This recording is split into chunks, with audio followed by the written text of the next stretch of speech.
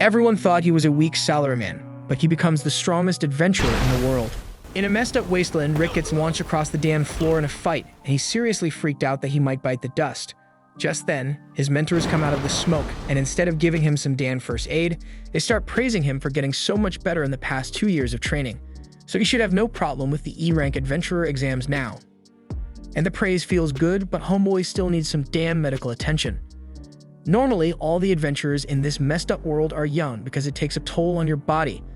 But there are still some damn adults who never give up on their dreams. That's why Rick's still trying to take the entrance exam. He walks up to the desk and asks for his exam ticket. But while the receptionist is checking his info, she recognizes Rick and gets all hyped up, saying they used to know each other. At first, Rick doesn't remember her, but then it clicks that he saw her last 2 years ago. They used to be co-workers, and she was totally shocked when Rick up and quit his job out of nowhere. And she was even more shocked when she heard he quit to become an adventurer. Rick feels a bit embarrassed because folks in their 30s like him ain't exactly the usual applicants for adventurers. Normally, you start at a low rank as a teen and work your way up in a year or two. The receptionist asks what Rick's been up to all this time since she ain't heard from him. So Rick explains that he was stuck up in the mountains the whole damn time, training with his mentors. Just then, the usual drunkard from the guild stumbles up to the desk, trying to flirt with the receptionist. But when she tries to turn him down because she's obviously working, the guy won't take no for an answer, so he starts getting a little rough with her. That's when Rick decides to step in. He pulls the guy aside and gives him a light tap in the gut, knocking him out cold. The receptionist apologizes for the trouble the drunk guy caused. But Rick says it's all good because he used to work as a receptionist too, and you don't get why the guild thinks it's smart to serve booze in there. After Rick gets his exam number, he heads outside and gets greeted by a maid named Renette. She asks if he's done registering, and Rick confirms, thanking her for waiting on him. And while he says that, he's totally checking out Renette's massive rack. She calls him out on it, so Rick tries to change the subject and talk about how pumped he is for the exam. Back inside the guild, the other adventurers are straight up flipping out at the handprint left on the drunk dude's armor. And that armor was made of some heavy-ass steel, so whoever did this gotta be seriously ripped. Right then, 2 dudes walk in and recognize the drunk guy from a mug shot they saw a while back. His name's Delmold, and he's a badass A-rank adventurer wanted for 30 counts of assault. The receptionist knows it was Rick who laid the smackdown, but if he really took out an A-rank adventurer, he might be overqualified for this shit. Meanwhile, Rick's getting a physical exam, and they measure his height as 174 centimeters. The docs are surprised he's taking this test at 32 years old. After that, all the test takers are taken to the next room and told to put their hands on a crystal ball to measure their mana. The ball lights up based on how much mana a person's got. So the others touch it, and they get different results, with the highest being a C. But when it's Rick's turn, that damn ball barely lights up at all. So the examiner gives Rick an F on his mana test. The other candidates start clowning on Rick for having such weak-ass mana as he walks away. But as soon as the examiner calls for the next candidate, the ball straight up shatters. The next test is to measure their offensive skills. They gotta wail on a green rod as hard as they can. It's some special slime bag that can take a beating, so they don't gotta worry about breaking it. Rick remembers training on that slime bag once, and his mentor told him he had to be able to wreck a golden slime bag with just his fists. Rick thought that was impossible because a golden slime bag's as hard as a dragon's fang. But his mentor said it was the bare minimum if Rick wanted to be a true adventurer. And since his mentor could crush one with a single punch like it was nothing, Rick got motivated to train until it broke, even if he had to punch it 50,000 times a day. He hated that shit, but back to the present, the candidates are lining up to smash the bag with all their might. And after the first dude kicks it, they call up the second son of the Diremute family. Rumor has it his magic is as strong as a C-rank adventurer's, even though he's only 11 years old. As the kid steps up, he straight up unleashes a Hellfire spell, and everyone, including Rick, is damn surprised about what just happened. But Rick's actually surprised because that spell was small as hell. The fireball shoots out and hits the target, and even the judges are impressed by the kid's power. And that's when Rick's even more shocked because the fireballs his magic teacher had used to toss at him were way deadlier than what this kid just pulled off. Rick naturally assumes the kid's fireball must have been as strong as his teacher's, but maybe the kid scaled it down so it wouldn't wreck the whole damn building. As the power test continues, it eventually comes around to Rick's turn. But as he's walking up to the slime bag, the examiner stops him and asks if he's really over 30 years old. Rick answers yeah, so the examiner straight up tells him he's too damn old for this shit. Training doesn't usually amount to much unless you start real early in life. And with his weak-ass mana scores, he should just quit before he embarrasses himself. Rick knows people be judging him for being old and he feels like throwing in the towel. But he's put in way too much work to get here, punching slime bags till his knuckles were bleeding and he never stopped swinging. All that pain's gotta count for something. So even if he's at a disadvantage because of his age, he's gonna give it everything he's got. Rick winds up his punch, and when he connects with the bag, it straight up explodes and goes flying through the wall, leaving everyone, including Rick, dumbfounded because he wasn't expecting the bag to be such a pushover. The kid can't believe what he just saw, and he's pissed off by Rick's success because this was supposed to be his time to shine. But he's willing to lose to Rick for now because his specialty is straight up defensive magic. He's planning on outperforming Rick in the next test. But by the time they start the next test, the kid's left speechless because Rick just tanks a fourth nature spell like it's nothing. The examiner gives Rick props for blocking his attacks, and Rick appreciates it because he's doing his damn best. The instructor thinks Rick ain't giving it his all because he's been using only first-order spells to defend himself, so he advises Rick to use higher-level defensive magic from now on. But Rick tells him he doesn't know any other spells except first-order ones, so he's really doing the best he can.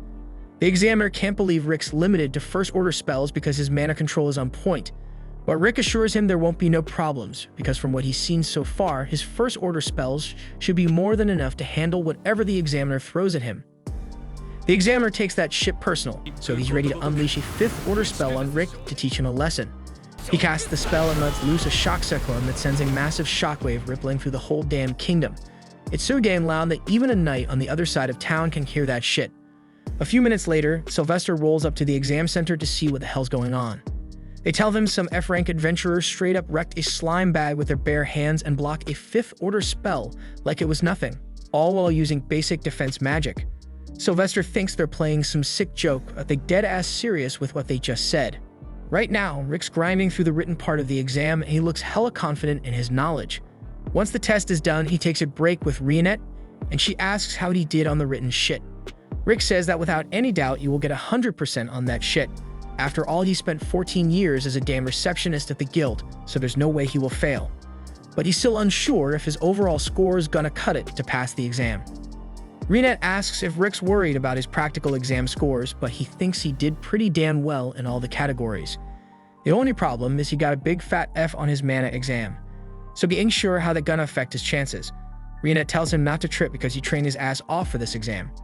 But before they can catch a breather, that kid from earlier storms up to Rick and starts screaming at him for doing too damn well on the tests. Rick's clueless about what the hell is going on, so he figures Freed must be lost or some shit and offers to help him out. But Freed is pissed because this was supposed to be his day to show off his mad skills to all the peasants, and Rick went and outshined him. So now he's crying like an annoying baby. Rick tries to explain he ain't mean to steal his spotlight, but then Freed's sister shows up, and when she sees her little bro crying, she flips her shit and starts yelling at Rick. Rick asks if she's related to Freed or some shit, and she introduces herself as Angelica, the big sister. But Freed wastes no time telling her that this 40-year-old man ruined his day. Rick's offended and says he's only 30, but Angelica and Freed keep calling him a 40-year-old man. Eventually, Angelica throws her glove at Rick, challenging his ass to a duel. Rick, dumbass that he is, picks up the glove because he doesn't want to get it dirty or some shit. But little does he know picking up that glove is a declaration that he's ready to throw down. So Angelica happily sets up a spot for them to throw hands. She straight up says she gotta get a kick out of punishing Rick for making her bro cry. But if they're gonna do this, they gotta stick to the rules. In the Filheim Kingdom, duels let the winner decide the penalty for the loser. So she sets a penalty stating that the loser gotta be the winner's servant for life. Angelica is supposedly some second-class royal knight, but Rick doesn't know how strong this second-class knight is supposed to be, so Rionette gives him the lowdown and explains that a second-class knight would be like B rank. Rick starts freaking out because he knows B rank adventurers can take down giant monsters solo, but Rionette ain't sweating it and asks Rick to hold back so he don't accidentally snuff her. Rick can't even picture holding back against someone at B rank while he's stuck at F rank. He's still got no clue about his true strength, so Rionette tells him to trust all the training he's been putting in for the past couple of years. All of a sudden, all the messed up training memories come flooding back and Rick ends up puking his guts out. Rick cusses out Rionette for making him relive all that hell, but she reminds him that if he survived all that crap, he shouldn't have a problem dealing with Angelica. After all, he's been training with the strongest party on the whole damn continent, so he better start believing in himself a bit more. Rick realizes she's right, so he gets up ready to face Angelica fearlessly. He still ain't sure how his current strength gonna hold up against a second-class knight, but it's pointless to worry about that now. Angelica is cocksure she's way stronger than Rick. She promises to go easy on him so he don't end up 6 feet under. Then she starts powering up her attack. Then she uses Blink Step to zoom past Rick just to flex her speed. They even call her Light Speed Angelica. But Rick is surprised, and it ain't for the reason she thinks. Angelica says she's gonna finish him off with her next attack, so she uses Blink Step again. But as she's closing in on Rick, he can't believe his eyes because Angelica moving like a sloth. The power scales must have been high on helium if they thought she deserved the Light Speed title, because she is moving slower than Rick's regular running pace. Rick easily dodges her strike, and Angelica can't wrap her head around it because it's supposed to be impossible for an F-rank adventurer to keep up with her speed. Only first-class knights ever manage to react to her quickness, so she tries to make sense of it by saying Rick got lucky, but she won't let it happen again. She pulls off another Blink Step, but to Rick, it's like she's moving in slow motion.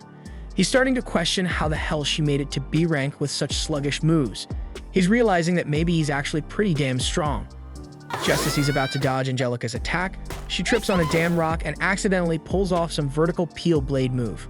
Rick can't predict any of her strikes, so he's struggling to dodge them. And by the time Angelica finally stops herself, he's losing faith in his own strength because he was caught off guard by that attack. But Angelica was caught off guard too because she didn't plan none of that. She tries acting all cool and tells Rick she's impressed that he dodged her last move because she totally meant to do it like that. But that just means she gotta step up her game and go even faster to overpower him. She busts out her special technique that lets her move 3 times faster than normal. But even with that speed boost, she's still slow as molasses to Rick. But he ain't attacking recklessly because he don't know what kind of tricks she got hidden. So he keeps dodging, and Angelica's mind is blown that Rick can still keep up with her. She can only use that technique 2 more times before she's out of juice, so she gives it her all and goes for one last desperate attack. But she trips again, so Rick tries to intercept her with a punch and ends up blowing a freaking hole in the ground. Angelica realizes she would have been toast if that punch landed, so she's terrified of Rick and wonders who the hell he really is. Rick just says he used to be a receptionist, but now he's an adventurer. He's pumped to keep fighting Angelica, so he climbs out of the hole to face her again. But Angelica straight up surrenders because she doesn't want to get killed. Rick don't get why she's giving up, but her surrender means he's the winner. And because of the penalty Angelica set, she gotta serve him for the rest of her life. Angelica completely forgot about that penalty, so she does the only thing that pops into her head and runs away. Rick don't really give a damn about the bet, so he ain't bothering to chase after her. And the exam results are about to come out, so gotta go back and see if he passed. That's when Renette drops the bomb that the rest of his mentors are coming to check on him. And Rick's freaking out because their arrival always spells trouble. The next morning, he rolls into the main exam hall where all the participants are sitting their asses down. This attendant girl comes up and tells them they better have their admit cards on deck because the judge is gonna send some mana their way. They go one by one, and if the card glows red, that means they straight up failed and gotta give it another shot next year. But if that shit turns blue, it means they passed that damn exam. Rick's shaking in his boots, not knowing what the hell's gonna go down. He looks over at Renette, hoping she can give him some reassurance. She keeps it cool and tells him not to trip and to have faith in himself. He'd been training his ass too damn hard for the past 2 years, and she personally thinks he's got what it takes to pass. That eases Rick's mind a bit, and he starts thinking about how pretty Renette looks, but at the same time realizes that he must be much older than she is. Renette turns to him and says he ain't gotta worry. Even if he fails, he can always give it another shot next year. But they're gonna have to crank up his training intensity by 3 freaking times. That shit shocks him because he barely survived their regular training. But before he can say anything, his card starts glowing, flashing red and blue like crazy, building up that suspense. Finally, it reveals the color to be blue, meaning he freaking passed the exam. He bounces out of the hall with a big-ass smile on his face, rolling alongside Renette. Then out of nowhere, he catches a whiff of this strong-ass scent and covers his nose. That stench is coming from some flashy dude who strolls up to Renette and grabs her arm. He introduces himself as Raster, the Duke of the Northern Kingdom. Raster doesn't even give a damn about Rick and starts spitting game at Renette, telling her she's so damn beautiful he wants her as his second wife. Thank God, Rick steps in once again, pissing Raster off. This dude gives him a dark-ass look and asks what the hell an ugly old man wants.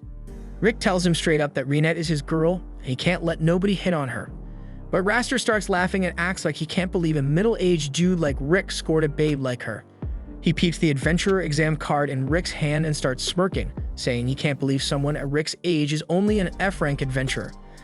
But Rick fires back, saying Raster doesn't seem too strong himself. Raster straight up disses Rick, calling him a straight up scrub for not recognizing his greatness.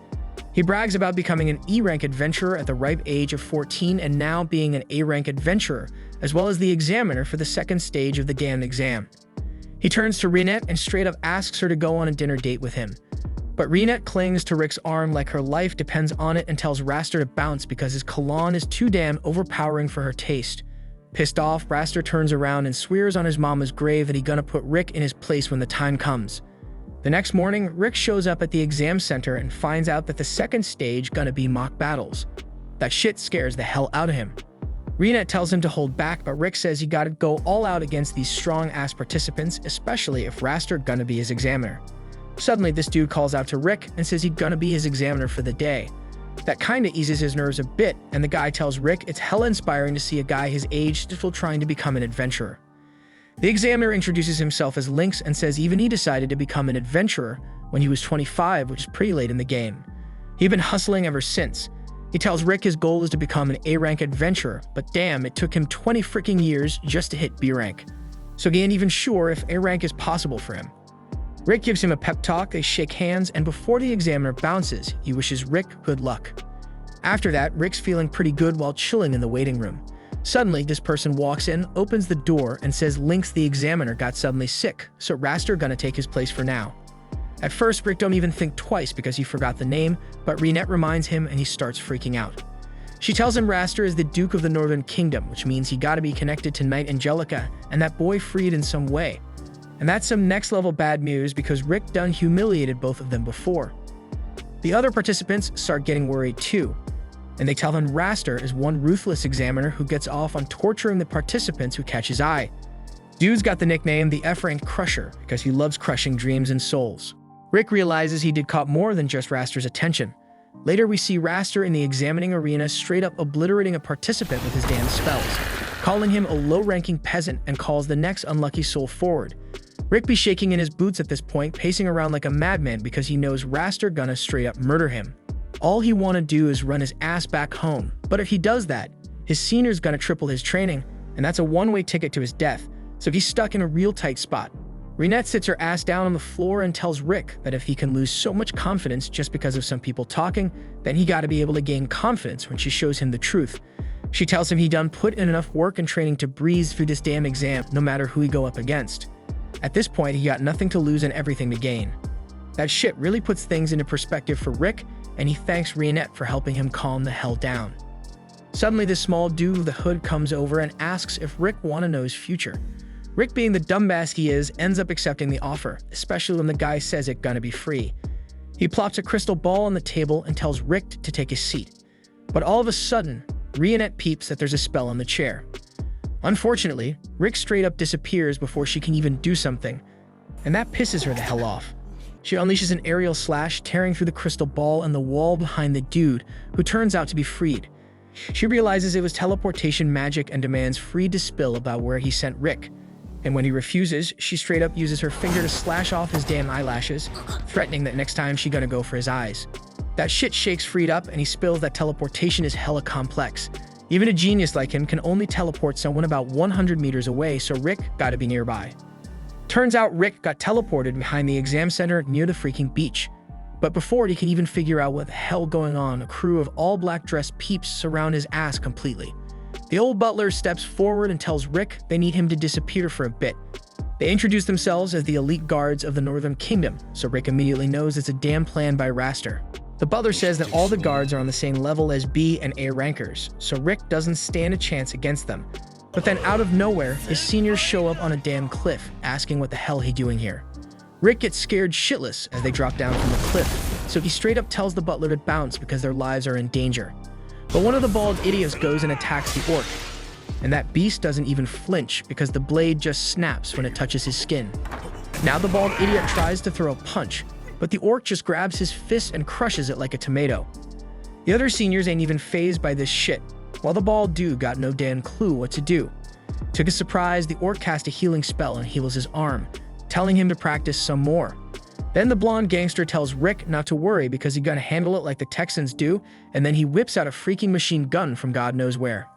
The guards start attacking him, but you should never bring a knife to a gunfight because he just uses magical bullets to blast them all down, and Rick watching all this horror going on. Suddenly, one of the guards snatches up this little demon girl named Alice and holds her at knife point, telling the seniors to drop their weapons.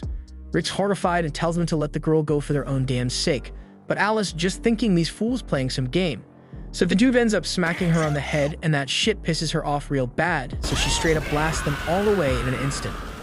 The butler slowly starts realizing who these people are because he recognizes them. Alice is some prodigy, the world's strongest vampire mage, and she is only 10 freaking years old. Mizet is half dwarf, half elf, and he is so damn skilled he can make future tech. And Ash, he an orc who masters all kinds of support magic and has mad strength and wisdom. The butler claims these peeps belong to the strongest damn party in the whole world, with only S-rank members up in there known as the Fist. So Alice goes on dealing with all the guards, blasting them left and right, while Rick hauls ass back to the exam hall to meet up with Reinette, who straight up slams Freed into a wall soon as she lays eyes on Rick. But before they can even talk, the damn door swings open and Lynx stumbles and looking all beat up. He says Raster forced him to step down as the examiner and locked his ass in the room. He tells Rick to get the hell out of the exam hall for his own safety, but Rick is all pissed off and tells Lynx to chill the hell out. And then we see angry-ass Rick marching into the arena, while Raster conjuring up a massive column of fire, ready to put an end to Rick's adventure right here. Before Rick can even step foot in the arena, Raster is out there having a blast, bullying some poor dude who's straight up shaking in his boots. He throws a fireball at the poor guy, roasting him in a hot minute. Now there's this adventurer watching from the stands, and he says that this performance is exactly what he expected from an E-rank promotion exam. This dude suddenly breaks in and introduces himself as Adolf, a popular adventurer. He starts telling the crowd about the 4 cores of power: physical strength, body control, magic reserves, and magic control. These cores determine how strong and skilled an adventurer is, and Adolf was born with this dope ability that lets him visualize the 4 cores of power for anyone. He uses his ability on the next contestant and finds out the dude's slightly better in physical strength and body control, but he's still weak. Raster takes him out with just one attack, and Adolf knew this would happen. Then he uses his ability on Raster, and his magic reserves are off the charts, and his magic control is on point too. Adolf exclaims that he is indeed an A-ranked hunter, but then suddenly, his eyes start hurting because looking at powerful folks for too long ain't good for his health. So he shifts his focus to the weakling getting carried away on a stretcher. Suddenly, he spots Rick standing in the corner, and at first glance, Adolf thinks this dude looks hella boring. He's low-key entertained by the idea that someone his age is trying to pass this exam, and he's also curious about Rick's stats. So he uses his ability on Rick, and damn, the triangle of Rick's physical strength, body control, and magic control starts growing way beyond the range of the chart. In just 1 second of watching him, Adolf's rolling on the ground feeling like his eyes are straight up burning. On the flip side, Elisa comes up to Reinette and says she saw her with Rick yesterday. She introduces herself as Rick's former co-worker from when he was grinding at the guild, and Reinette introduces herself as a fellow party member of Rick. They are getting along just fine when suddenly Alice calls Reinette, asking if she can watch the next match with them. Reinette invites Elisa to see Rick's performance with the rest of the crew, and she's all down for it. But as she gets closer and sees the kinda weird-ass crew, she gets scared as hell when she sees an orc in there. Then that pervert Mizet tries to get Reinette to sit next to him, but she straight up refuses, because she knows he's gonna harass her. Dude immediately switches his attention to Elisa instead, and Reinette introduces her as Rick's ex-coworker. Right then, Rick walks into the arena, and the wise orc Ash asks Reinette how their old rookie doing. Reinette is confident as hell that Rick gonna ace the test without breaking a sweat, but Elisa mentions that Raster is known to be a devilishly tough examiner. She tells Ash that Raster is an A-rank adventurer, and he uses overpowering force to bring low them low-ranked adventurers. Ash ain't worried about it, and turns his focus back to the upcoming fight. In the arena, Raster all surprised to see that Rick somehow survived the attack from his elite guards. He starts talking about them being incompetent commoners, but a genius noble like him ain't gonna give his opponent no chance to escape. Rick can feel the terrifying aura coming off Raster, matching his magic reserves, and the examiner can see that Rick barely has any magic left. Out of nowhere, Rick asks Raster about the reason he became an adventurer. Raster says he did it because he got a talent for it, and it gonna look good on his noble resume too. But Raster then says that he is already bored with it and gonna quit this job real soon. Those words piss off Rick, who declares he ain't ever gonna lose to a punk like him. Raster laughs, saying Rick gonna learn his place real soon. He decides to start the test with an ice shot magic spell that zooms right past Rick's ear and smashes into the wall. Rick doesn't even flinch to dodge it, and Raster asks if he is so scared he can't even move. Rick doesn't even respond to his taunts because right before the match, Reinette told him to stay cool and watch his opponent's moves for the first minute. It took all his patience, but Rick decides to believe in Reinette's advice. Seeing that Raster ain't throwing down, Raster decides to take charge and blasts a Class 3 fire magic at him without chanting. Rick straight up takes that magic head on, and Elisa starts stressing about his safety. But damn, Rick comes out of the flames unscathed, and Ash tells the receptionist that a puny-ass attack like that ain't gonna harm their old rookie at all. Ash asks if she knows about the 4 power cores, and Elisa says that she knows about them. Ash goes on to say that out of the 4 cores, magic reserves gotta be trained from a young age because as you get older, it gets tougher to increase them. Ain't many folks who can boost their mana capacity after hitting 20, but Rick started adventuring at 30. Ash explains that's why Rick's got a measly amount of mana. So when he was training him, the first thing he said was to always rely on his body. Ash gave Rick his first mission, which was to hit up a nearby village, but he had to do it with a 100-kilo ankle weight. Rick was freaking out already, but then Ash told him to quickly follow him because the forest they were training in was full of dangerous monsters. Rick booked it as fast as he could with the weights dragging him down, and that's how his first training sesh ended with Ash. Back to the present, Raster busts out a Class 4 wind spell on Rick, but he touts that shit out too. Ash proudly declares that he built Rick's strength from the ground up. Mizette was in charge of teaching him magic control, and Rionette helped him boost his body control.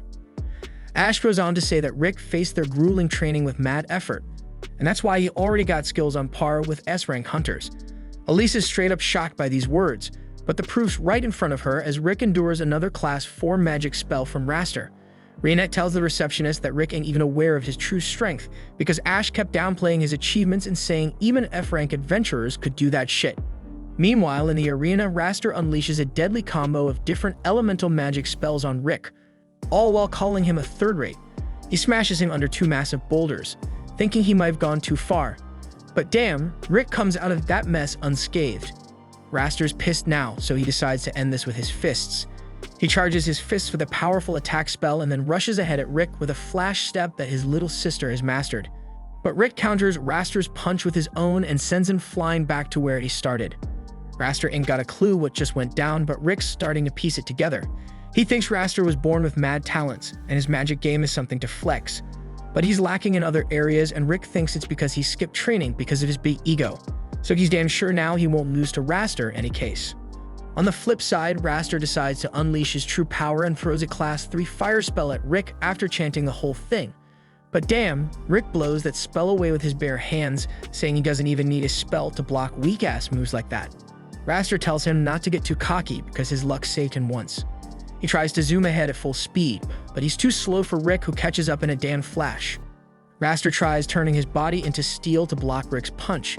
Even with a heavy-duty defense spell, Raster feels some pain from that hit. He admits Rick's abilities go way beyond E-rank, but he's still damn sure luck played a role in keeping him standing here.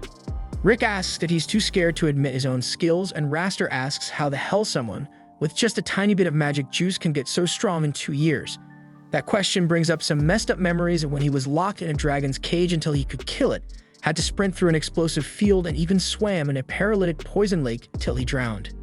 Meanwhile, Ash is spilling all this to Elisa at the same time if she's losing her mind, saying anyone would bite the dust from that shit. Ash says Rick did indeed die, but you brought his ass back to life with your healing magic right after he kicked the bucket. That's how Rick became stronger than anyone else, by breaking through his damn limits.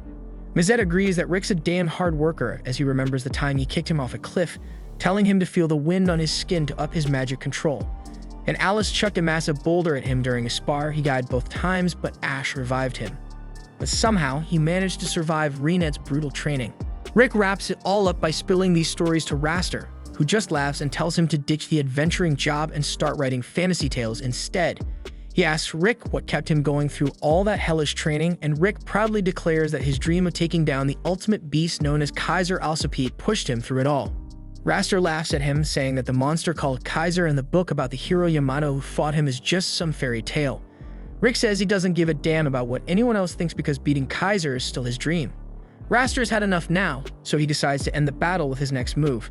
He ties Rick with some strong-ass vines and starts chanting the spell for a Class 8 magic, which is as high as humans can go. Rick recognizes the spell Raster's chanting, but it's too late because thick branches start sprouting behind him, forming a massive golem. Raster hops inside the golem, ready to finish Rick once and for all. In response, Rick gets ready to blast in with a Class 1 wind magic shot. Raster laughs and says that weak-ass magic ain't gonna save him. Rick asks him how many damn times he's practiced his spell because he's practiced that air shot 100 million times. Ain't nobody believing that crazy-ass number, but Ash confirms it's true, and they use some special time-space magic to make it happen. Raster don't give a damn, and he unleashes his golem's magic fist on Rick. Rick manages to break free from the restraints and counters the golem's punch with his wind shot. Their attacks seem equal in strength, but suddenly the wooden golem starts splitting apart. Rick's air shot overpowers the Class 8 magic and shatters the whole damn golem, sending Raster flying off. The dude crash lands in the stands, leaving everyone in the crowd shocked. Later, Rick goes to meet up with his crew, who congratulate him on his win. Elise is there too, and she tells Rick he was hella cool earlier. Just then, Raster shows up, limping and struggling from the beatdown he took before. Rick calls out to him and says the reason he won against a genius like him is because he practiced way harder. He says even though he can only use one attack, he practiced that shit way longer than anyone else and mastered it fully. Rick advises Raster to start training on one spell at a time, and the frustrated examiner just walks right past him. He tells Rick that on their next promotion exam, they're gonna meet again, and that time he's gonna definitely beat him. The dude limps away with his two siblings following, but Angelica bows to Rick, and that shit confuses him. Later that night, they announce the results for the E-rank promotion exams, and Rick waits patiently for his number to be called with Renette by his side, while his crew is already off celebrating. Then as the names get called out one by one, Rick seems hella chill. Renette asks him how he went from being a nervous wreck during the test to suddenly being all calm. He tells her he just remembered something important and starts reminiscing about a story he read back in his childhood. The story was about this adventurer named Yamato, and it mentioned the name of the sickest monster in the whole damn world, Kaiser. They said whoever beats that ultimate monster can get a treasure that grants all their wishes. That story got Rick all pumped up, and he went and told his parents about his dream of becoming an adventurer. But his parents weren't down with that shit, just like everyone's parents. His dad says that this book and its stories are fairy tales. There is no ultimate monster or treasure or shit, and his mom was all worried about him risking his life and didn't want him in danger. So they straight up told Rick to find a real stable job, and that crushed his spirit. But then one day a doctor tells Rick that he has some unique trait inside him, but they ain't sure when it's gonna kick in. That idea of having this special trait made Rick even more determined to become an adventurer. He figured that when his trait finally activates and he gets his inherent skill, he's gonna prove his parents wrong. So the next day, Rick starts bragging to his school friends about his skill, even though it ain't activated yet, and they start asking him if it's kicked in yet. Rick tells them to chill and have patience because good things take time. But as the days turn into weeks, then months, and his skill is still dormant, he starts losing hope. Years go by and Rick enters his teenage years, but his skill still ain't showing up.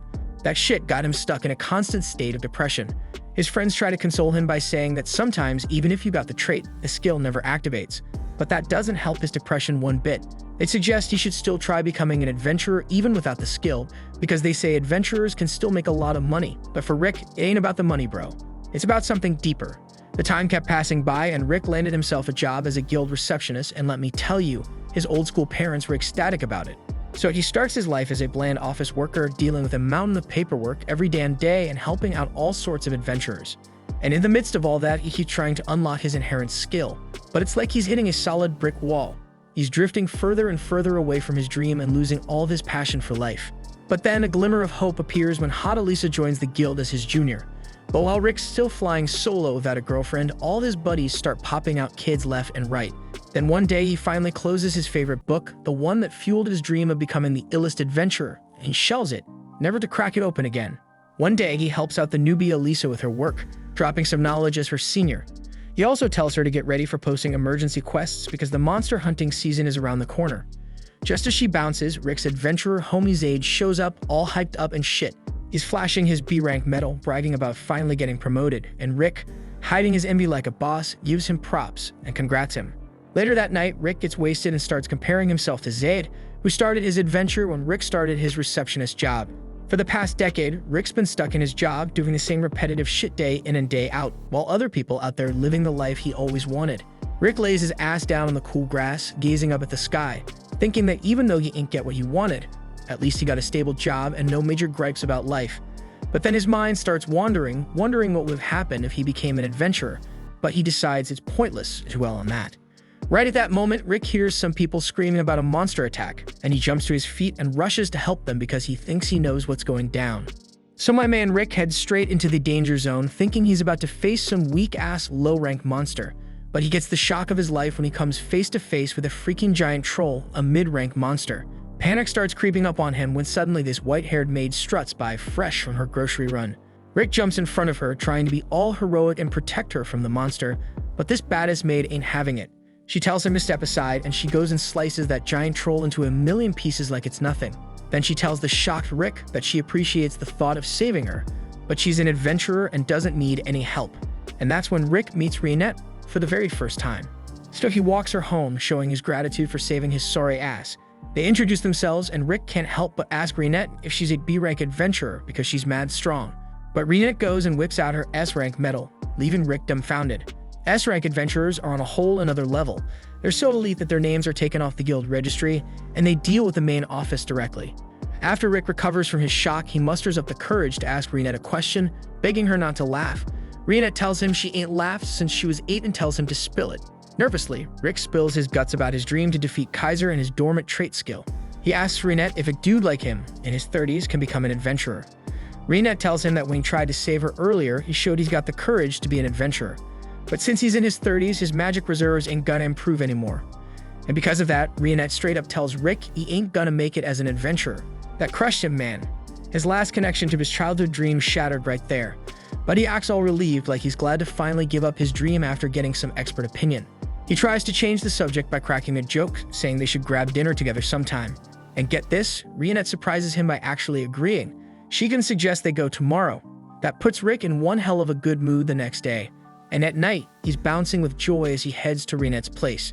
But damn it, a bunch of peeps come running from that direction, yelling about a monster attack, and Rick's heart sinks.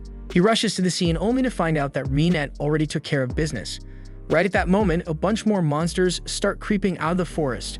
Reinette tells Rick to find some damn shelter because he ain't gonna be no help out here. Then she pulls out these needle-sized blades from her thigh straps, and with just those tiny things, she starts slicing and dicing those giant monsters like it's a freaking breeze.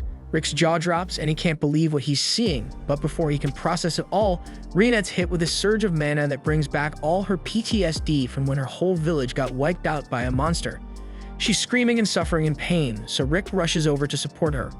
And out of nowhere, this massive ape monster shows up ready to pounce on Rick and Reinette.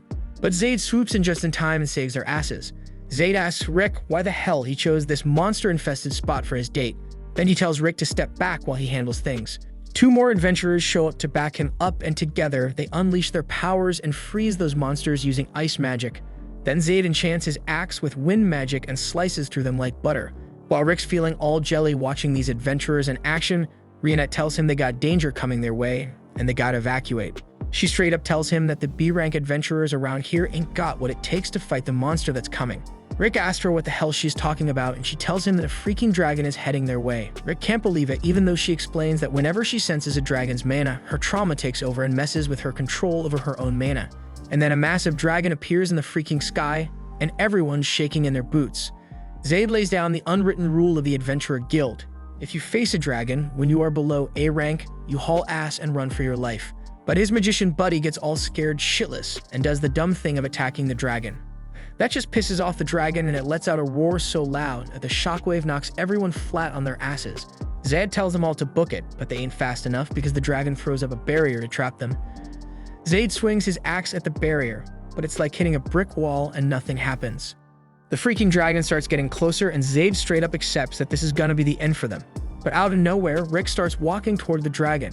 He says he might have lived his whole life as a damn receptionist, but if he's gotta face this dragon, he's gonna die like a true adventurer. Honestly, the dude's scared as hell, but deep down, he feels a tiny flame burning inside him, pushing him forward. In that moment, Rick feels like this is the life he always wanted for himself. He grabs a damn rock and tosses it at the dragon. Now it doesn't do shit to the dragon, but it gets Zaid and the other 2 adventurers fired up. They start attacking the dragon too, but their hits ain't doing any shit against this beast. The dragon breathes fire at them, and even though Zaid tries using his iron body defense skill, everyone gets knocked the hell out. Reinette's cursing herself for being useless in the fight, when out of the rubble, Rick rises up and walks toward the dragon, talking about his dreams. The dragon straight up crushes him under its paw, but instead of killing Rick, that shit actually unlocks his hidden skill. Rick hears the freaking universe speak to him, telling him he's obtained his skill, and then he rises up like nothing, lifting the dragon's heavy-ass paw with just one hand. Renette sees mana overflowing from Rick's body and she's just as confused as the rest of them. But Rick's feeling all confident. He challenges the dragon, saying it's gonna be the damn practice dummy for his newly awakened skill. The dragon breathes fire at him, but Rick easily blocks it with a barrier. The dragon ramps up its flames, but that shit doesn't even scratch Rick's barrier. And then he straight up punches his mana at the dragon with so much power that he leaves a freaking hole where its head used to be. The dragon crashes to the ground and everyone's in shock watching Rick stand there like a freaking hero. But damn, right after all that, Rick passes out from all the stress. When he finally wakes up after a whole damn week, he's in a world of hurt. Luckily, Renette's right there by his side, filling him in on what went down. She tells him he was knocked out cold for a whole week and she stuck around the whole time waiting for him because she wanted to recruit him for her crew called the Fist. She lays it all out for him, saying this ultimate monster named Kaiser is real, and their party's one goal is to defeat that beast one day. Because Rick's got that never give up attitude and ain't afraid to step up to danger, Renette believes he's got what it takes to get stronger and fight alongside them. She tells him he can still become a full-on adventurer, and Rick's blown away by her words because nobody's ever said that shit to him before. The tears start flowing as he realizes he can finally chase after his dream. And just as his flashback ends, they call out his name on the loudspeaker, announcing that he passed the exam. As they head back, Renette throws some props his way, but Rick can't take his eyes off that E-rank adventurer medal in his hand because now he's achieved the first part of his childhood dream. He's officially become an adventurer. The scene then shifts to Lynx trekking deep into the mountains. He's kinda shocked, thinking Rick actually lives around here. Flashback to after the exam, Rick told Lynx about his place. And Lynx says that they should have the drink that they promised to celebrate this. Rick happily agreed but wondered where they should have it. Lynx suggested going to Rick's place because he is curious about his team. But Rick made this awful face and told Lynx to bring his best game gear if he wanted to visit. Back in the present, Lynx is scratching his head, wondering why Rick threw him off like this. And the map Rick gave him leads straight to the Demon Lord's castle. Lynx starts doubting if Rick messed up the directions and heads to the castle, feeling a bit iffy. He rings the doorbell and Rick opens up, apologizing for dragging him all this way. As they walk, Lynx is surprised that there are no monsters lurking around. And Rick explains that the monsters stay clear of this place, so Lynx is puzzled about why he needs this gear then. Rick says it's to ensure he makes it back home safe, which makes Lynx a bit uneasy. They step into the castle and Renette greets them. Alice shows up next, all lively and cheerful. Lynx hopes her daughter can grow up with that same energy. But Alice then casually throws out some level 6 magic, and Rick jumps in to shield Lynx from it. Rick scolds Alice for using magic indoors, and she blames him for not hanging out with her. Lynx is taken aback by the scene, and Renette tells Alice she'll be deducting the cost of the damage from her meal, and Alice quickly apologizes and pleads not to cut down her food. Rick tells Lynx he'll be sticking with Alice for a bit so she doesn't pull another stunt. Renette then leads Lynx to the guest room. Lynx thinks the castle is huge and notices Mizette hanging around outside. He heads over and wonders what Mizette's holding in his hand. Mizette spots him and recognizes him as Rick's buddy. He mentions that this RPG thing is his hobby, and making stuff like this is his jam. Then we see Lynx tries to fire the RPG, following Mizette's instructions. Mizette tells him to focus his mana in it and pull the trigger.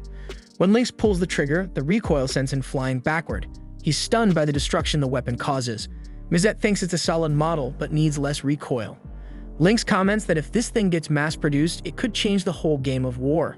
Next, we see Lynx wandering through the castle's hallways, thinking everyone here is pretty strange. Then he spots Ash buried in books in his study. Ash notices Lynx peeking and invites him in, and Lynx is blown away by the sheer number of books. Ash says this is his room and being surrounded by books helps him chill out. Lynx thinks of Ash as a real brainiac and wonders if he's part of Rick's crew.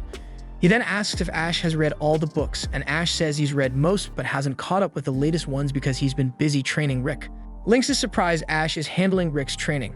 Ash asks if Lynx is interested, and Lynx says he is, asking Ash to train him too. Ash likes the sparkle in Lynx's eyes. It reminds him of Rick and agrees to take him on. Later, Rick finds out Ash took Lynx to the woods and starts worrying about his soon-to-be dead friend. We then see Lynx falling off a cliff with weights tied to his legs, thinking he's done for. But he lands on a monster, saving himself. He notices Renette is carrying the dead monster and realizes it's supposed to be her dinner. He thanks her for saving his life, then she sees the weights and figures out Ash behind this. Lynx explains Ash told him to run down the cliff like it's a slope and then pushed him. He says he would have died if not for Renette, and Renette agrees, mentioning Ash is responsible for most of Rick's deaths. Lynx pretends he didn't hear that, then Ash comes back and asks if they should continue training, and he drags Lynx away. In the evening, Lynx is totally wiped out, and Rick says he warned him about this. Lynx mentions that Ash promised to go easy on him, but Rick tells him not to trust those words. He's been duped by them plenty of times himself. Ash chimes in, saying he's just exaggerating, and that even if things got really bad, he could just revive Lynx without a hitch. Rick questions if Ash doesn't value a person's life at all. Alice then asks Rick if she can play with this old dude, but Rick refuses, knowing she'll turn him into dust. Mazette points out it's Rick's fault for bringing his friend here, as he should have known that things would turn out like this, and Rick agrees with him. Later, Renette serves tea to Rick and Lynx and heads off to prepare dinner. Lynx comments on how amazing Renette is and wonders how far Rick's gotten with her. Rick says they're not like that, insisting she's not interested in him because he's just an old guy in his 30s. Lynx tells him there's nothing wrong with that, revealing his own wife is 20 years younger than him. Rick's surprised by this, and Lynx says it's all about timing and mutual feelings. Hearing this, Rick feels encouraged. The scene shifts to dinner, and Lynx praise Renette's cooking, and Ash and the others ask for seconds. Renette goes to get more food, and Lynx suggests Rick should help her out. He says showing consideration for her might close the gap between them, so Rick heads after her. Lynx then asks the others about Rick's inherent skill and wants to see it. He finds out Rick's skill only activates in specific situations and can't be used at will. Lynx is still jealous that Rick has any skill at all, and Ash tells him that even without his skill, Rick is still an S-ranker. But if he activates his Reckless Soul skill, he can surpass even them. After dinner, Ash asks Lynx if he knows about the 6 grand orbs. Lynx vaguely remembers reading about them in the Legend of Yamato and thinks they sound like fairy tale stuff, but realizes they must be real if Ash is talking about them. Rick then fills him in that their mission is to take down Kaiser Alcipiat, and the 6 grand orbs are the key to unlocking the dungeon called Source Spiral, where Kaiser Alcipiat is resting. Mazette adds that the 6 grand orbs activate every 200 years, and we're in that cycle right now. They should be giving off strong mana, and Rick wonders if Lynx has heard anything about this. Lynx doesn't recall hearing anything like that, but says he'll check with the secret intelligence on non-public quests. Ash thanks him for that, and then Rick asks if Lynx has any advice for him on how to deal with Renette, since he couldn't help her in the kitchen since she's perfect at everything. The scene shifts to an F-rank adventurer named Race Lucas cleaning the guild. She's not thrilled with her job because she signed up to fight monsters, not clean. She sees Ash, Alice, and Rick try and take a quest, but the guild master tells them they can't take it. Ash is confused about why they can't take a difficulty 82 quest. Then Race wonders why the guild master is bowing to them, and Rick then spots that the quest is for a party of 4 and suggests they could take it if they get a temporary member. So Ash asks the guild master for help finding a temporary member, and the guild master pushes Reese into the role, saying it's a great chance for her to take on a dangerous mission since she's always asking for one. But he doesn't even wait for her response and practically drags her along. Reese wonders if she's supposed to go with the talking orc, and the guild master tells her to show respect since they're superior adventurers. Reese thinks the orc must be the special one, and the other two are just an old man and a kid, so she puts on a high and mighty attitude, saying she'll help them. Later, they head over to the quest location. On the way, Reese asks if they're on a treasure hunt or something. Rick explains they're after some magic crystals. Apparently, someone they know tipped them off that one of these crystals is somewhere around here. Reese is curious if the crystal's gonna be worth a lot. Rick says yeah, but warns it's risky since these crystals can attract monsters. Reese just laughs it off, saying she got no worries. She claims she can handle any monster, and even though she's an F-ranker now, she'll hit a rank in no time. She asks Rick what rank he is, and he says he just got bumped to E rank recently. Reese thinks to herself that he's just a late bloomer and hopes she doesn't end up like him. Then they spot the glow from the Grand Orb. Back at the castle, Renette is cleaning windows, hoping Rick and the crew are doing okay. Mazette is also at the castle, working on some gadget he made, and he then stealthily sends a pipe under Renette's skirt. He uses the pipe to blow air up her skirt, trying to sneak a peek at her panties. Just as he's about to get a view, Renette catches him in the act. She asks what the gadget is for, and Mazette says it's just a device to make wind without using mana. Renette thinks it's interesting, but then slices it into pieces, putting an end to Mazette's sneaky attempt. The scene shifts back to Rick and the team running into a wyvern on their path. Ash figures the crystal might be in the wyvern's nest. Reese freaks out, hiding because one wyvern is already bad news, and the nest nearby could mean it might summon more of them. Ash coolly walks up to the wyvern, and Reese wonders if he's got a plan. Dwayne Johnson takes out the wyvern with one punch and says that was his plan. Reese is stunned and warns him the wyvern's gonna call for backup. Ash explains that's why he left it alive, which blows Rice's mind. Ash starts getting annoyed with Race and asks Rick to take her away. Rick guides her out of the forest, and Reese asks why they didn't mention they'd be dealing with wyverns. Rick reminds her that she bragged about being strong, but Reese says that's her goal for the future. Just then, a wyvern corpse comes flying at them, leaving Rice totally shocked. Inside the forest, Ash and Alice are wrecking wyverns like they're just training dummies. Reese is in total shock, seeing how these wyverns are getting tossed around. Then a red wyvern shows up, but Rick saves Reese, and Reese explains that red wyverns are supposed to be as tough as dragons. Rick swoops in to save Rice from the red wyvern. Reese is freaking out, warning him that an E-ranker like him doesn't stand a chance against a dragon. Rick just tells her to get out of there, but seeing his determination, she decides to stick around and fight. She says she doesn't want to ditch her friends like Yamato would never do, and Rick's got to respect that. Rick nods and tells her to back him up while he fights.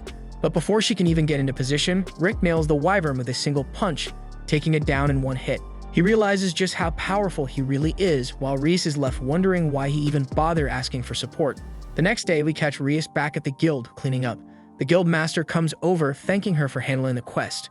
He notices she's got something on her mind and asks her about it. She spills that a lot went down yesterday, and the guild master smirks, saying that's par for the course when those guys are involved. Reese remembers that after they dealt with the wyverns, Rick and the others left with one of the wyverns to cook up for dinner. She's surprised they eat wyverns, and the guild master explains that Rick's team is the strongest on the continent, S-rank monsters themselves. He hopes she's learned her lesson and will start taking on quests that match her level. Reese, though, is determined to become an S-ranker herself, so she declares she'll start with the E-rank exam and heads off to train. Meanwhile, Rick and the squad have found one of the grand orbs named Crimson Blossom. Mizette is feeling a massive surge of mana from it. Then Ash suggests they should be able to locate the other orbs by sensing this one with mana. So Mizette uses his earth mapping spell in the crystal to track down the locations of the other orbs. The map reveals their next destination, Heractopia, and Ash explains that Heractopia is renowned for its Coliseum and its passion for combat sports. We then see Angelica in action, taking down her opponent in the Coliseum of Heractopia. Then we know that 400 years ago, when the land was still a barren desert, the fourth king, Alexander Heractopia, built a Colosseum in the town of Knucklepursy. Tournaments were held there, and King Alexander himself participated there. He was known for fighting with nothing but his own fists. He became a legend, racking up an unbeatable winning streak of 10,000 victories. People flocked from all over the continent to witness his prowess, and soon, the country grew large and vibrant, eventually becoming the nation of Heractopia. Fast forward to the present, we find Rick, Ash, and Rionette exploring Heractopia. They come across a statue of Alexander, famously dubbed the Fist King. Ash is impressed and wishes he could have faced the legendary king, but Rick quickly points out that such a match would likely end with Ash accidentally destroying the entire country. Rionette chimes in, explaining that Alexander didn't just build the country, he also popularized fist fighting. In fact, martial artists are so respected in Heractopia that many people have taken up the profession, proudly calling themselves fighters. Ash marvels at how awesome the country is, but reminds everyone to stay focused on their mission. They try asking a passerby about the grand orbs, but the person takes one look at Ash, freaks out, and bolts. Clearly, this approach isn't working. So Rick suggests they head to the town hall to gather information, and Ash agrees. But just as they're about to go, they spot a bald guy trying to act all tough while hitting on a girl who's clearly not interested and just wants to be left alone. Ash steps in and asks the bald guy about the orbs, but the guy, feeling threatened, assumes Ash is picking a fight. He talks tough, saying he's not scared of an orc, and suggests they settle it in the back alley, and happily Ash agrees. A loud thud is heard shortly after, and Ash drags the now-beaten bald guy back out. Afterward, Ash, with a casual but commanding tone, tells the baldy he wants to ask him something. The baldy, thoroughly humbled, introduces himself as Gold, and the girl who had been the focus of the earlier confrontation introduces herself as Milchia. Rick shows them the grand orb they've collected, and Ash asks if they've ever seen another crystal like it. Both Gold and Milchia take a closer look, thinking it seems familiar. Milchia mentions she's seen it multiple times but can't quite remember where.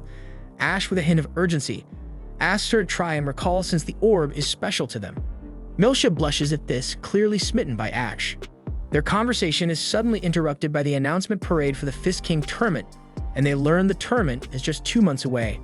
Gold and Milchia are visibly excited, so Rionette curiously asks what the Fist King tournament is all about. Gold explains that it's a prestigious tournament to crown the champion among fighters, and Milchia adds that it draws a crowd of about 500,000 spectators every year.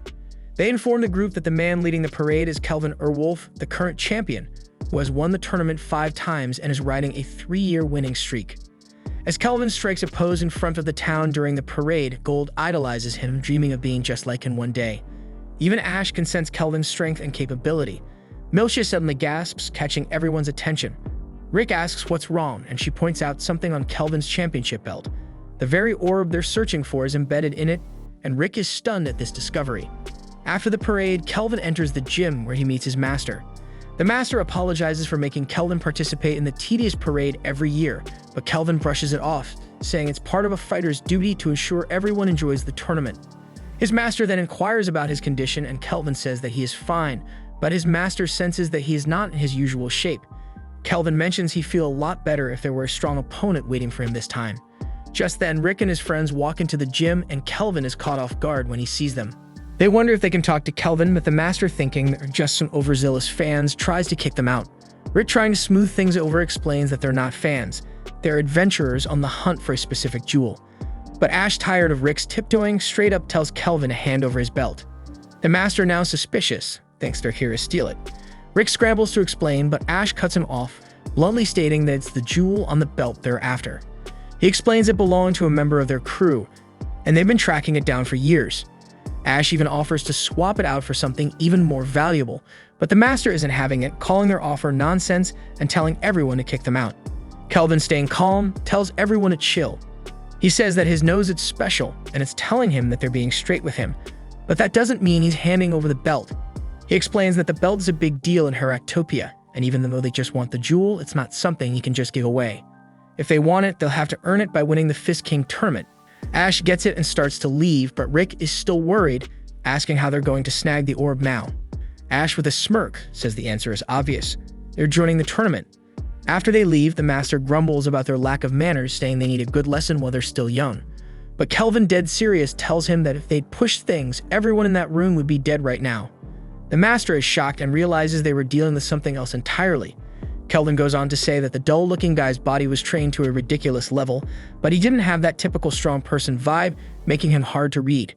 And the maid, just from her presence, he knew she was packing some serious power. As for the orc, Kelvin just calls him a freaking monster. Afterward, Ash lays out the plan to Rick and Rionette. They're going to become fighters, crush the tournament, and snatch that belt. But first they need to qualify. He explains that to enter the tournament, they have to pass the qualifiers held in the east and west parts of the country. Then they'll have to win a league made up of the people who also pass the qualifiers. Only then can they enter the main event. Ash decides he'll take on the east qualifiers, leaving Rick to handle the west. Rick agrees but can't help but wonder if Ash will be okay on his own. Ash reassures him, saying he's already arranged for a guide. Right on cue, Gold shows up with a flashy carriage ready to escort Ash. With that, the two bald buddies roll out together. The scene then shifts to Rick on his way to take the fighter test. Rionette fills him in, saying that people from all over the continent come to compete in this tournament, and Rick can't help but think it's going to be interesting. Rick enters the testing arena, and the examiner explains that the test will be a mock battle against a newcomer fighter. Rick asks if his opponent is strong, and the examiner tells him that she seems to be, having won every qualifying match so far. But there's no need to stress. Wins and losses don't count here. They're just there to judge his ability. Just then, Rick's opponent steps into the arena, bragging that she's earned the nickname Lightspeed in this town. Rick immediately recognizes her voice and realizes it's Angelica. She's horrified to see that Rick is her opponent. Meanwhile, an old man in the stands is cheering for Angelica, like he's one of her fans. A guy named Nicholas joins him, surprised to see his friend watching the mock battles. The old perv admits he couldn't pass up the chance to see Angelica in action, going on about how beautiful she is despite her flat chest. He's convinced that her opponent doesn't stand a chance, but Nicholas wisely warns him not to underestimate the novices. There's always the chance for a dark horse to surprise everyone. Angelica, still in shock, asks Rick what he's doing here, and he fires the question right back at her. He wonders if her brothers are also around, but is relieved to find out they're not. But Angelica, on the other hand, is mortified that she has to face the old man who took down her brother Raster, a top-ranked A-class fighter. She's determined not to lose even if the outcome doesn't technically count. The mock battle begins, and Angelica can't shake the thought that Rick doesn't look tough from any angle. She decides not to be careless like last time and goes all out from the start, attempting to use her blink step. But out of nowhere, she trips and falls. Confused, she tries again, only to fall once more. That's when it hits her. This isn't just clumsiness. Rick calmly explains that this is a new move he mastered a few months after the E-rank exam. He calls it one of his 8 holding back moves, the starting foot sweep. He adds that it's designed to make its opponent lose the will to fight by sweeping their feet endlessly, and the best part, it barely hurts at all. Angelica can't believe he's treating her like a child and is shocked that even a second-class knight like her couldn't see his foot sweeps coming. She tries to keep her distance and fight back, but it's no use. Rick sweeps her feet again and again. Angelica, refusing to give up, keeps getting back up, only to be swept off her feet every single time. Rick is impressed by her determination and decides it's time to get serious, but just as he says that, Angelica gets terrified and quickly surrenders. Rick wins the match and officially passes the test to become a fighter. As he's leaving, Angelica catches up to him with tears in her eyes. She demands to know why he's here, and before he can answer, she starts crying, wondering aloud how many times he's going to humiliate her. Rick, panicking at the scene she's causing, tries to calm her down and, in a desperate attempt to stop the misunderstanding, offers to treat her to dinner. The scene shifts to a cozy tavern where Milcha serves up some food, casually mentioning she'll give them a little extra since her parents own the place. Rick thanks her for helping them find an inn, and Milcha is curious and asks about Ash, and when she hears he's off competing in the East League, she looks a bit bummed out.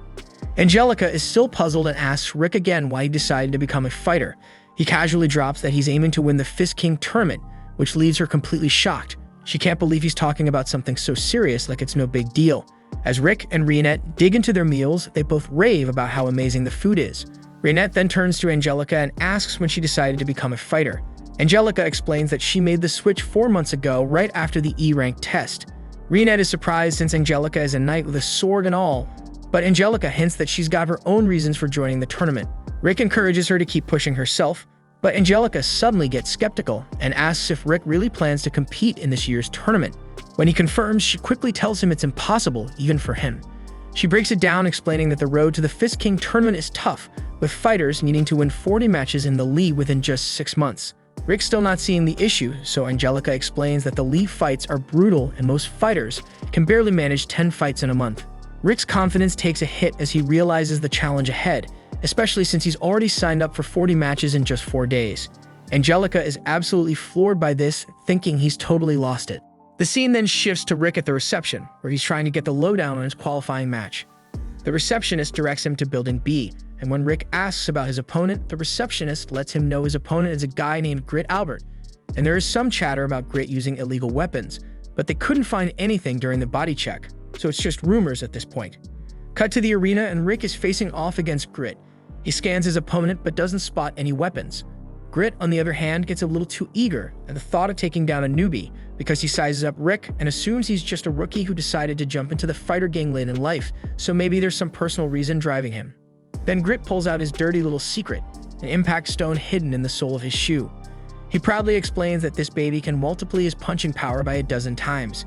As the match kicks off, Grit tosses his jacket at Rick to blind him and then goes in for a full-force punch using the impact stone.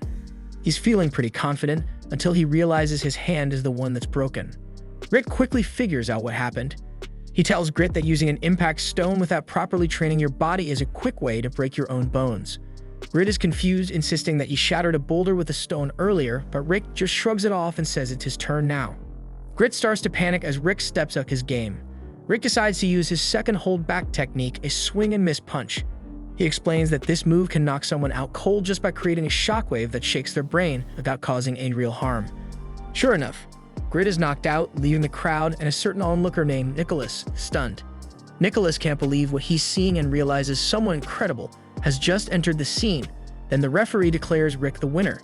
Meanwhile, over in the Shady Pleasure District, a man approaches a bizarre creature named Keith, who looks like did have a very wild night, and tells him that it's time for him to get to work. The next match is between Angelica and a Karat boy. The match begins with the Karat kid leaping up, aiming to land an axe kick on Angelica. But Angelica is way too fast for him. She uses her blink step to effortlessly dodge the attack, then delivers a swift back kick that sends her opponent crashing into a wall, sealing her victory in seconds. Outside the arena, Rick congratulates her on her win, noting that she's now defeated all 40 opponents, qualifying her for the main tournament. Angelica, still catching her breath, asks if Rick seriously plans on fighting 40 opponents in just 4 days, because that's practically impossible. Rick, with his usual laid-back attitude, asks what's so impossible about it. Angelica realizes with a sigh that he hasn't done any research about this country. She explains that you can only have 1 match in an arena per day, meaning to fight 10 matches. You'd have to travel to 10 different arenas, each hundreds of kilometers apart. Rick, still unfazed, mentions that his next arena is only 30 kilometers away, but the kicker, his next match is in just 10 minutes. Angelica is utterly floored, telling him there's no way he can reach it in time, not even with a carriage. Rick gives her a look that could melt steel with its intensity and yells, "Why the hell would I use a carriage when I'm in a rush?" Without another word, he takes off at incredible speed, leaving even Angelica, known for her lightning-fast reflexes, completely stunned. Rinette, standing by, casually asks if Angelica wants to watch the matches. Angelica, still a bit dazed, nods, mumbling that it seems impossible. But before she can even process what's happening, Rinette grabs her and starts leaping across rooftops, racing toward the next arena. By the time Angelica arrives, the match is already over. Rick has easily defeated his opponent while Angelica, still trembling from the wild ride, collapses onto the floor. But Rick doesn't have time for chit-chat. He's off to the next arena in a flash, with Rinette scooping up Angelica once again. Rick's next opponent barely stands a chance as he's taken down by a simple shockwave. Then it's on to the following arena, where Rick literally runs circles around his opponent until the poor guy knocks himself out. 4 days fly by, and Angelica is left utterly shocked. Rick actually pulled it off, minus 40 matches in just 4 days. She's just relieved he's not in the same block as her, because facing him would mean instant defeat. But Rinette, ever the realist, points out that Rick isn't even the strongest fighter in the tournament. There's also the orc and S-ranked adventurer who trained Rick to reach this insane level. Angelica, coming to terms with the fact that she's up against literal monsters, asks where Rick has gone today. Rinette casually mentions that Rick's off on a quick 600-kilometer jog to a nearby city. Angelica, now so used to Rick's absurd feats, barely bats an eye as she sips her tea. Later that evening, Rick finally returns from his jog, only to be stopped by a slithery lizard man named Snape. Snape introduces himself as the chairman of the West League Committee and congratulates Rick on setting a new record for defeating so many opponents in just 4 days. As they shake hands, Rick immediately senses that Snape is no ordinary man. He's a warrior. Snape admits he used to fight years ago and even won a small tournament when he was 23, but retired soon after. Now he's a merchant and an old friend of Angelica's family. With a sly grin, he tells Rick to take care of himself and to pass along his regards to Angelica before slipping into his carriage and riding off. Rick walks into Milsha's restaurant looking a bit puzzled. Sensing something's off, Milsha immediately asks if everything is alright. She warns Rick to be extra cautious around Snape. Despite his gentlemanly appearance, she's heard rumors that Snape has ties to the underworld and some shady connections with gangsters. This leaves Rick wondering why on earth Snape would come here just to meet him. As he's deep in thought, Rick overhears some guys chatting excitedly about a new dark elf bunny girl who's apparently stealing everyone's hearts. Rick quickly puts 2 and 2 together and realizes it must be his dear Rinette. He rushes to the stadium and sure enough, there she is, Rinette, along with Angelica, both dressed in bunny girl costumes, encouraging kids to gamble like it's a Jake Paul stunt. One of the rowdy customers starts getting loud and obnoxious, taking a jab at Angelica, but she's in no mood for games. She promptly beats the crap out of him, literally stepping on his head and daring anyone else to give it a try. Just then Rick arrives, shocked to see Angelica dressed like that and promoting betting and gambling. But his jaw practically hits the floor when he catches sight of Rinette, looking absolutely stunning in her outfit, like the hottest carrot shake ever. Meanwhile, back at the gym, Discount Nick Fury is reading a newspaper about an orc who won 40 matches in just 2 days, using no more than a single punch each time. He's baffled, wondering what kind of beast they're dealing with. Kelvin then updates him on Rick, who also won 40 bouts in 4 days, an incredible feat in its own right. This news fires up Kelvin, which triggers a memory for Nick Fury. He recalls the day he found Kelvin in a rough town where he ruled the streets with gang wars. Kelvin was beating the living daylights out of an entire gang. And that's when Nick offered him a shot at better life, bringing him back to this country to fight in the Heractopia arena and earn an honest living instead. The next morning, Rinette, Angelica, and Rick sit down for breakfast when Rick casually mentions that Snape guy who claimed to know her. Angelica's face tightens at the mention of that name, and she quickly denies knowing anyone by that name, clearly stressed. Later that day, the first main match kicks off with Angelica squaring off against a tough, muscular girl. Rinette notices that Angelica looks unusually tense, which is out of character for her. As the match begins, Angelica charges at her opponent, who manages to block the first kick and counter. But Angelica, being the speed demon she is, quickly recovers and lands another powerful kick that sends her opponent crashing into the wall, securing her victory. Next up, Rick faces off against some random fool who thinks wind magic will be his ticket to victory. Rick easily dodges the attacks, slips past him, and delivers a karate chop that barely touches the guy, but it's enough to knock him out cold, dropping him right into Rick's arms like a sack of potatoes. The next few matches fly by as both Angelica and Rick slice through their opponents like butter. By evening, Angelica is utterly drained from all the fights. Rick tries to warn her about her final opponent of the day, but she cuts him off, determined to finish what she started. Her final opponent? A massive, grotesque hulk of a man whose face could scare a ghost. But Angelica, ever the fighter, doesn't flinch. She immediately goes all out, using her blink step to close the distance and leaping into the air to create a water wall around him. A wall quickly engulfs the fatty, and Angelica unleashes an electric blast, trying to fry him on the spot. But to her frustration, the guy's skin is ridiculously thick, and he somehow survives the onslaught. Angelica, not one to give up, charges in for another attack. But the fatty, surprisingly nimble for his size, dodges her strikes and lands a colossal punch that sends Angelica flying into the wall, ending the fight with a brutal knockout. Later that night, after getting patched up by the nurse who sternly advises her to take it easy, Angelica steps out of the infirmary only to be immediately confronted by Rick. "Why the hell did you fight like an idiot against someone with solid defense?" He snaps, clearly frustrated. Angelica, still acting off, brushes him off, telling him to mind his own business as she tries to walk away. But Rick isn't one to back down so easily, and keeps after her, finally wearing down her defenses. She eventually caves and reveals the truth. Snape is her fiancé. After her parents died, her grandfather made a deal with Snape, selling Angelica to him for a massive sum of money, all against her will. Now that the engagement is official, their noble family can't just break it off without bringing shame to their name. That's why she's been digging into Snape's shady business dealings. She tells Rick that Snape is a major sponsor of the tournament and has planted one of his own fighters in the competition. But Rick doesn't quite see why this matters until they hear a commotion coming from a nearby tavern. Peeking inside, they spot a red lizard man choking a waitress. The same fatty who had beaten Angelica earlier tries to step in, but the lizard man effortlessly grabs him and slams him to the ground, knocking him out with a single hit. Angelica is shocked but still musters the courage to intervene. As the lizard man moves toward her, ready to throw a punch, Rick steps in and casually catches his arm, telling him to back off. Just then, Snape strolls into the tavern, ordering the lizard man to stand down and save his strength for the tournament. He introduces the lizard as his younger brother Gaith, who apparently has anger issues but calms down quickly. Snape promises to compensate the tavern owner for the damage and leads Gaith out of the establishment. Angelica then confides in Rick, explaining her suspicions that Snape is involved in match fixing and is trying to rake in a fortune through his chosen fighter. She admits that she entered the tournament to defeat Snape's fighter and expose his corruption, but now that goal seems increasingly out of reach. To her surprise, Rick looks at her with determination and offers to train her for the upcoming matches, and that makes her wonder if that means that she will die.